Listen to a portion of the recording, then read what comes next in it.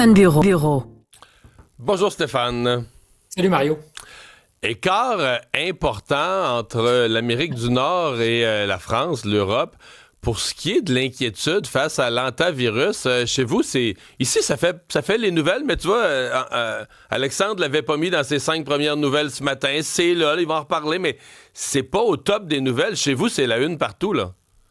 Et si tu étais aux États-Unis, il faut que tu cherches, que tu fasses des efforts pour savoir où sont les patients qui ont été rapatriés. Je dis patients. D'abord, ceux qui étaient à bord du bateau et les 2 patients probables, puisque 2 des 17 Américains qui étaient à bord du bateau auraient pour un les symptômes, l'autre le virus. Donc, il faut que tu fasses des efforts pour trouver des traces de ça dans les grands journaux.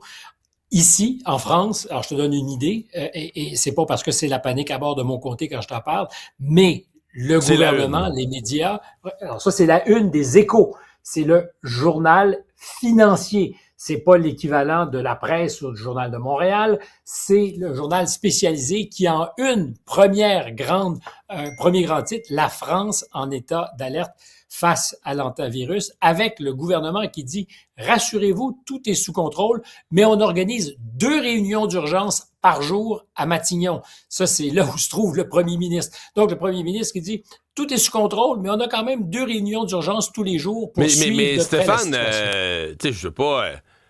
Qui a raison, qui a tort, mais il me semble que c'est un virus pas si contagieux qui a pogné sur un bateau pour une raison qu'on comprend maintenant précisément. Un ornithologue néerlandais est allé dans un dépotoir chercher je sais pas quoi, le caracal à Oiseau gorge rare. blanche. Le oiseau rare, le caracal à gorge blanche.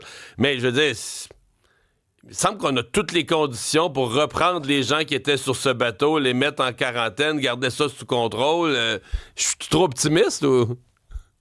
J'ai pas d'opinion parce que je suis pas infectiologue, sinon que je suis assez sociologue et assez de mémoire pour me souvenir qu'il y a peut-être là un syndrome de la peur aiguë qui est proche du virus, qui fait que tu as un gouvernement, particulièrement en France, qui se rappelle avec douleur de tout ce qui avait été dit en début de crise.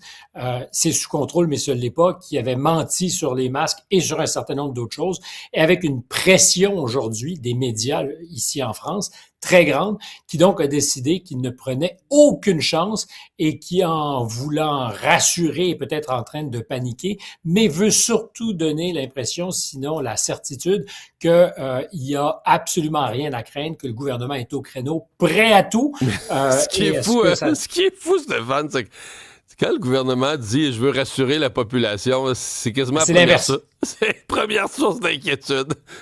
C'est l'inverse avec, écoute, ce matin en plateau en France, on est depuis 74 jours 100% sur la guerre ou à peu près.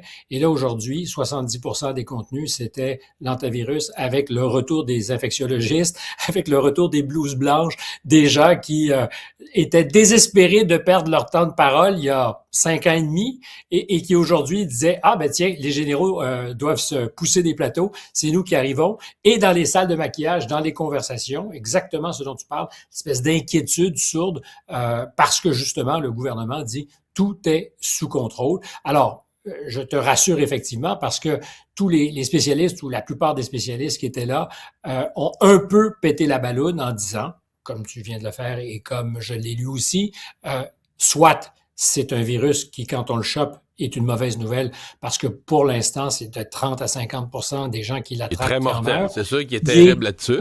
exactement, beaucoup moins contagieux.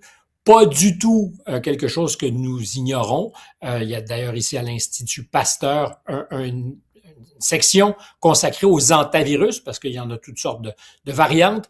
Donc, la plupart des spécialistes qui disaient on se calme, on va isoler les personnes qui sont porteuses, parce qu'il y en a au moins une en France, les personnes contacts, c'est-à-dire des gens qui auraient été en contact immédiat avec des Mais, porteurs.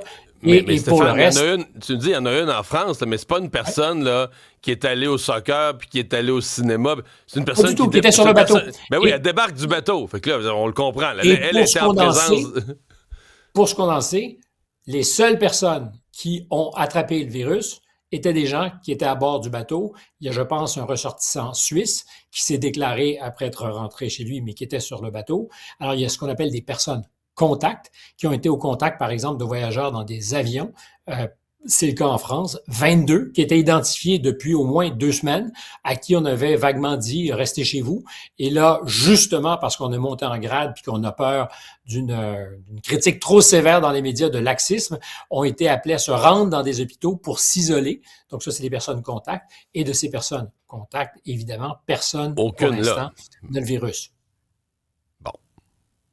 Mais c'est Ouais. le contraste énorme. C'est comme si on était sur 2 planètes entre ici en France et le reste de l'Amérique, Canada, États-Unis, pas un mot, ou à peu près pas un mot. Donc, Non, une ici, je dirais au réponse Canada, agile et c'est claire. suivi, mais c'est comme une nouvelle, là. C'est la nouvelle 5-6 des bulletins. Là, ça existe, mais Exact. c'est pas la grosse affaire. Bon, le cessez-le-feu semble bien fragile. Et c'est ce soir que M. Trump part. Parce que je crois qu'on dit qu'il arrive mercredi en Chine, mais c'est ce soir qu'il part avec le décalage horaire et le temps de vol. Avec un président qui hier choisissait sa métaphore, le cessez-le-feu est sur le respirateur, disait-il. Alors c'est peut-être l'image de l'antavirus qui le hantait dans son inconscient, puisque la dernière fois qu'il a eu affaire à une épidémie, sinon une pandémie, ça lui a coûté politiquement cher à Donald Trump. Pour l'instant, il n'en a pas dit un seul mot, mais il a dit que son cessez-le-feu, parce que c'est un peu lui qui l'avait décrété, était sur respirateur, manière de dire qu'il perd peut-être patience, avec des Iraniens qui, eux, ne sont absolument pas impressionnés. Celui qui était en tête ou responsable des négociations, patron du Parlement, M. Halibaf, qui dit c'est à prendre ou à laisser ce qu'on a envoyé. Il n'y a rien à négocier. On vous a fait une proposition raisonnable, celle-là même dont Donald Trump dit qu'elle est comme une forme d'ordure à déchirer. Le président du Parlement dit au contraire, non, c'est ce qu'on peut faire de mieux, on ne bougera pas. Avec derrière ça la menace d'enrichir l'uranium qu'ils ont déjà. C'est un peu comme d'ajouter l'insulte à l'injure. Disent l'uranium qu'on a à hauteur de 400 quelques kilos, enrichi à 60%, on pourrait l'enrichir à 90% si vous décidez de ne pas accepter nos conditions. En plus, on dit depuis 24-48 heures, nous avons, les Iraniens, des petits sous-marins dans le détroit d'Ormuz, donc il n'y a pas que nos vedettes dont il faut se méfier, cet essaim de moustiques qui patrouillent le détroit d'Ormuz, mais il y a aussi des petits sous-marins avec 10 hommes à bord, 2 torpilles apparemment, capables donc d'envoyer par le fond des bateaux. Ça fait partie des menaces. Et puis, le Hezbollah, mandataire des Iraniens au Liban, qui dit le désarmement n'est pas à négocier, on n'est pas dans le coup. Si le Liban et Israël veulent se parler, soit, mais il n'est absolument pas question de nous désarmer. Alors évidemment, c'est un avertissement, sinon un doigt d'honneur assez magistral à Israël, aux Américains, mais aussi au gouvernement libanais qui, depuis novembre 2024, s'était engagé à désarmer le Hezbollah, appuyé par la France.